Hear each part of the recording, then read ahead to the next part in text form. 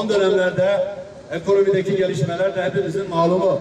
Bilhassa 2012 yılından beri gerek zorunlu harcama kalemlerindeki artışlar, gerekse döviz, altın, konut gibi kalemlere gelen zamlar, maaşlara yapılan zamların kat ve kat üzerinde seyrediyor, hayatımızı olumsuz yönde etkiliyor.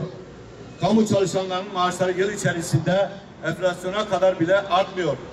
Sonradan verilen enflasyon farkı için hiçbir yaraya merhem olmuyor.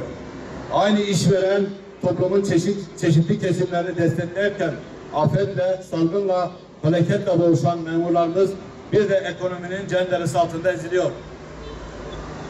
6. dönem toplu sözleşmesi görüşmeleri işte böyle bir ortamda başladı. Türkiye kamusal olarak kamu görevlerimizin kazanımlarını arttırmak ve olumsuz gidişata son verebilmek adına ortak taleple gitti. Bugün gelinen noktada ülkemiz nüfusunun yaklaşık 1/4'inin 2022 ve 2023 yıllarındaki ekonomik geleceğinin belirleneceği toplu sözleşme görüşmelerinde işveren tarafı da teklifini sundu.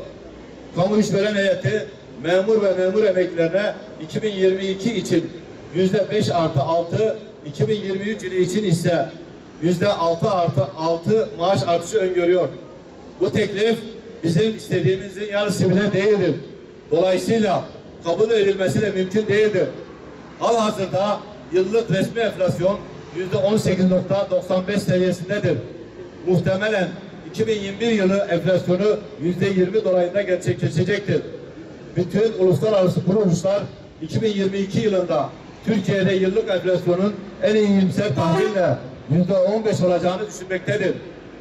Yani önümüzdeki yıllık süre içinde enflasyon toplamda en az %35-40 dolayında gerçekleşecektir. Yapılan teklif ise gerçekleri karşılamaktan uzaktır. Bugüne kadar kamu görevlilerinin yaşadığı sorunların temelinde maaş artışlarının hedeflenen enflasyona göre belirlenmesi gelmektedir. Hayallere göre zam verip gerçekleri görmeden gelmenin bedeli kamu görevlilerimizin ödememeleridir. Bu nedenle hükümet ivedilikle teklifini yenilemek zorundadır. Yapılacak teklifte gerçekleşen enflasyon, büyüme, refah payı, harcamalar ve geçmiş dönemlerde yaşanan kayıpların telafisi gibi etkenler mutlaka değerlendirilmelidir. Sayın Bakan teklifinde sözleşmeli çalışanlarımızın sorunlarının çözüleceği, 3600 ek gösterge talebimizin kabul edildiğini ve refah payıyla ilgili bir gelişme yaşanabileceğini ifade etmiştir.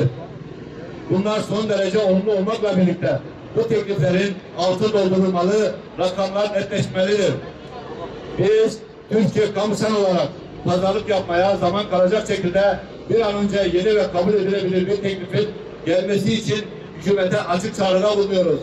Bu teklifte toplu sözleşmelerin başında kamu işveren tarafına sunduğumuz gerçek enflasyon rakamlarının dikkate alındığı, kabul edilebilir bir oransal artış, geçmiş dönemlerde yaşanan kayıpların telafisi için seyyanen zam, ülke ekonomisindeki büyümeden kamu görevlerine de pay verilmesi, reel gelir artışı sağlanabilmesi için maaşlara refah payı eklenmesi, kamuda yalnızca memurlara verilmeyen bayram ikramiyesinin memurlara da verilmesi, 3600 ek gösterge uygulamasının tüm kamu çalışanlarını kapsayacak şekilde düzenlenmesi,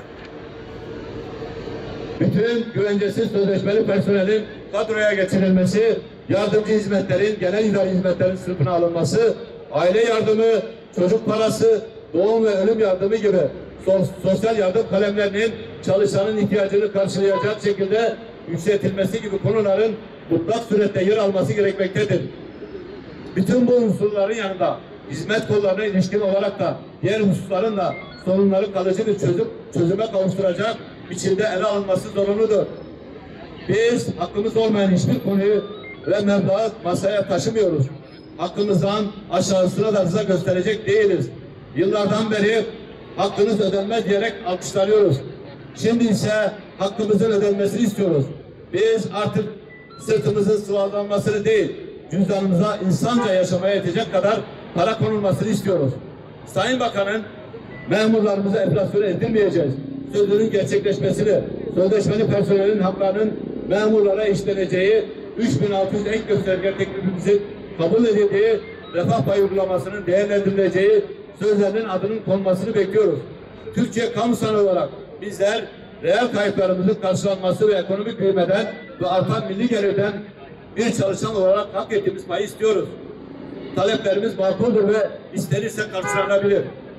Mücadelemiz başta kamu çalışanları olmak üzere tüm Türk milletinin daha güzel bir Türkiye'de yaşanabilir bir ücretle refah içinde yaşaması içindir.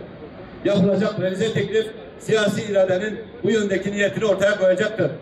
25 milyon vatandaşımız hükümetten yüzlerini güldürecek adil ve hakkaniyet bir teklif beklemektedir.